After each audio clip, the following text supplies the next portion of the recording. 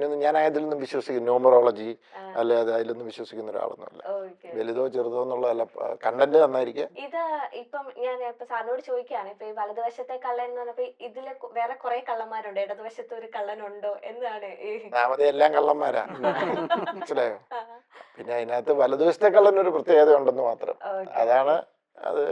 ആര് ക്വസ്റ്റ്യൻ അല്ല, വലതുവശത്തെ കള്ളന്റെ പ്രത്യേകത അറിയാലോ.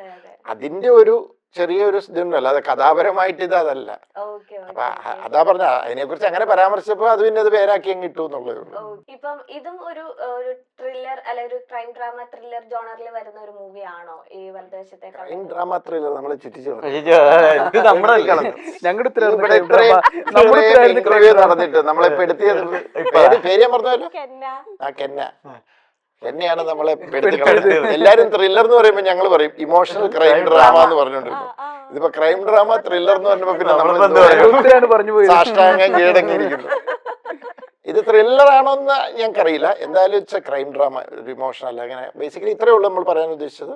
അങ്ങനെ ഒരു ട്വിസ്റ്റ് സസ്പെൻസ് ഒന്നും ഇല്ല, ഒരു ഇമോഷണൽ റൈഡാണ്. പക്ഷെ ഒരു ക്രൈമുണ്ട്, അതിനെ തുടർന്നുള്ള അന്വേഷണങ്ങളും അതിൻ്റെതായ എല്ലാ ഇൻട്രസ്റ്റിംഗ് ഫാക്ടേഴ്സ് ഒക്കെ അതിനകത്തുണ്ട്.